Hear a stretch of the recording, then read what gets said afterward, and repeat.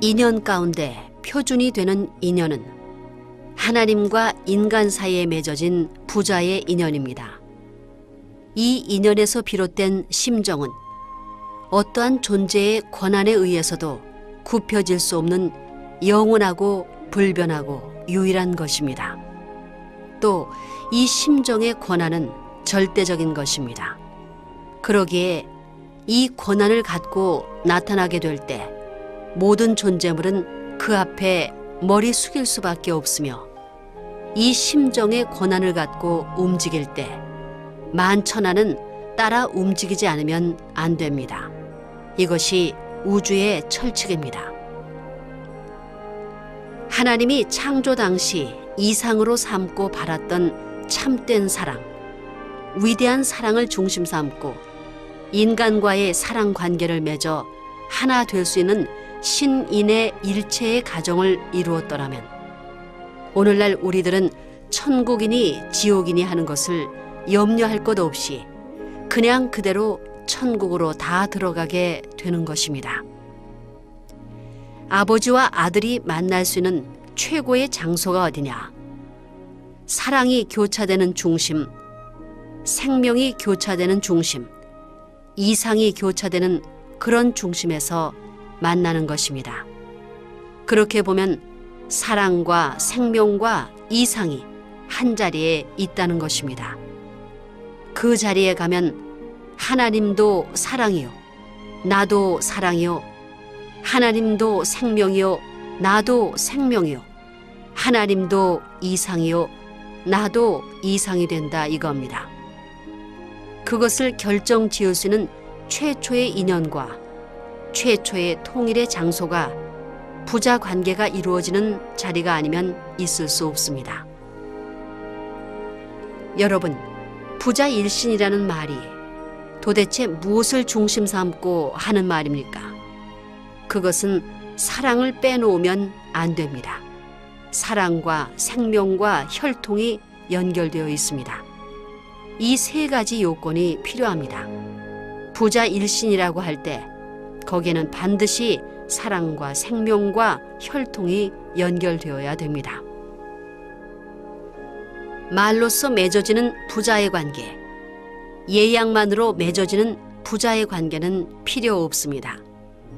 마음을 다하고 정성을 다하여 아버지의 뜻을 위하고 뼈살이 녹아나는 고통 속에서도 참고 승리하게 될 때 우리는 하나님과 부자의 관계를 회복할 수 있습니다. 나의 의식과 직관과 감각기관 일체까지도 아버지의 것이요, 내가 느끼고 의식하는 전체가 아버지의 것이라는 관이 결정되어야 합니다.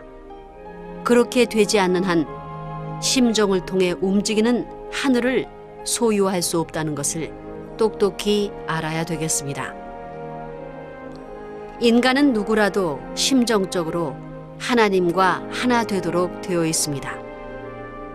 하나님 아버지와 자식된 인간은 바로 심정으로 연결되어 있습니다.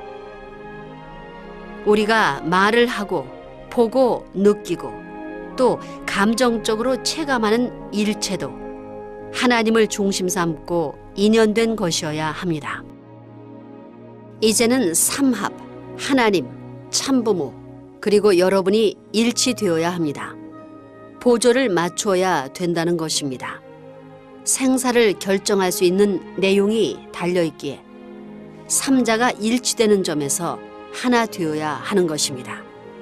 그 점에 생명의 부활권이 있습니다.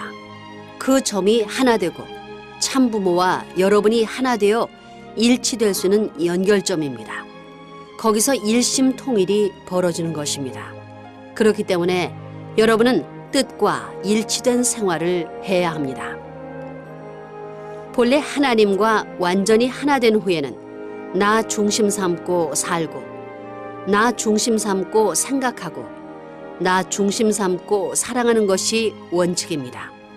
그때는 자기를 중심 삼고 생각하고 자기를 중심 삼고 사랑해도 그것은 하나님을 중심 삼은 생각이 되고 하나님 중심 삼고 사랑하는 것이 됩니다.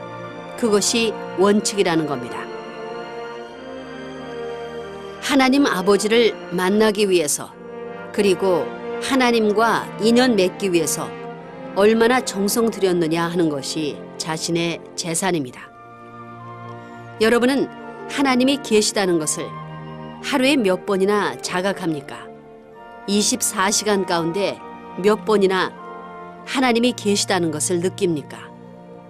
모심으로 구원을 받겠다고 하는 사람들이 24시간 가운데 한두 시간 정도 모셔가지고 되겠습니까? 공기보다도 절박하게 필요한 것이 하나님입니다. 물보다도 절박하게 필요한 것이 하나님입니다. 밥보다 더 귀한 것이 하나님입니다. 그런데 여러분은 그렇게 느껴집니까? 이제부터 여러분들은 모심의 생활을 해야 됩니다. 지금까지의 신앙생활은 믿음으로 구원을 얻는 신앙생활이었지만 앞으로는 모심으로 구원을 얻는 시대입니다. 본래 타락하지 않았더라면 하나님을 모심으로써 우리가 갈 길을 가는 것입니다. 모시는 데는 여러분의 생활과 마음으로 더불어 모셔야 됩니다. 모심의 생활을 해야 할 우리입니다. 소망의 천국은 맞이했으나 모시고 실천하면서 생활할 수 있는 천국은 맞이하지 못했습니다. 즉 생활적인 면에서 주체 되시는 하나님을 알지 못하였습니다. 사탄은 하나님과 같이 의로운 자에 대해서는 참수할 수 없다는 겁니다. 하나님이 믿고 하나님이 행하고 하나님이 생활하는 모심의 환경에 처해 있으면 사탄이 간섭할 수 없습니다. 사탄권 내에 있더라도 그런 환경에서 하나님과 같이 할 수 있는 의로운 기준이 벌어지면 사탄은 거기서 후퇴하는 것입니다. 행함의 구약시대가 지나가고 믿음의 신약시대가 지나가고 모심의 성약시대만이 있는 게 아닙니다. 성약시대가 되더라도 행함이 필요하고 믿음이 필요하고 모심의 생활도 다 필요하다는 겁니다. 그것은 소생장성이 있고 장성 위에 완성이 있는 것과 마찬가지라는 겁니다.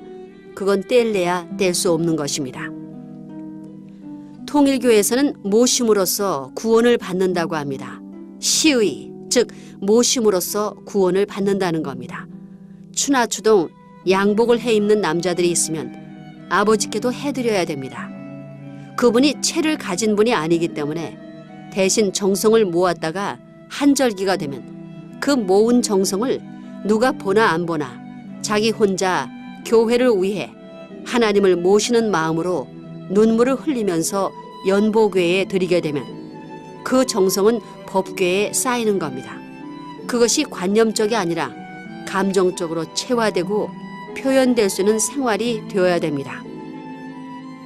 모심의 생활은 왜 해야 되느냐? 하나님의 사랑을 받기 위한 것입니다. 지금까지의 신앙생활은 믿음으로 구원을 얻는 것이었지만 앞으로는 모심으로 구원을 얻습니다.